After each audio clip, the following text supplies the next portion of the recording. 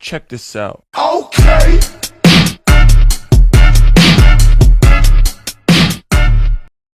My name's Chantal Swainston.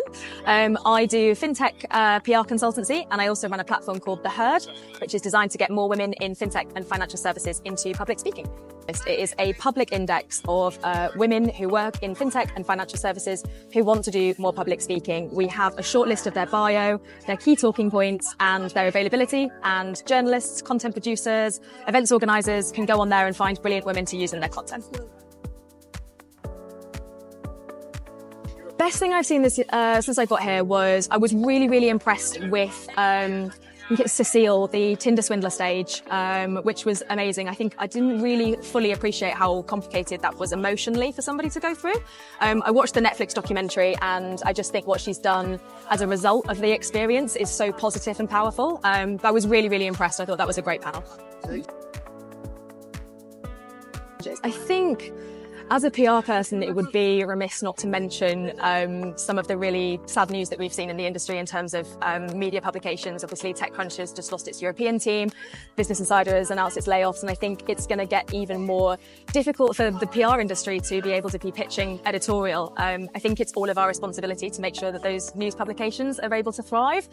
So this is a call out. If you can afford to subscribe to your favourite publication, you absolutely should, on an individual level and on a company level.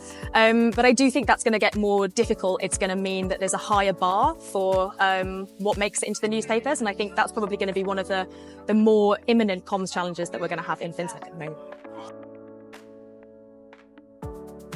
Anything to do with my accounting or my business, my taxes, it is the bane of my life. It is not something I enjoy. As somebody who works for themselves, it's a necessary evil, and the more of that I can outsource and get someone else to do, whether that's a robot or a person, the better. So yeah, anything in that space is good for me.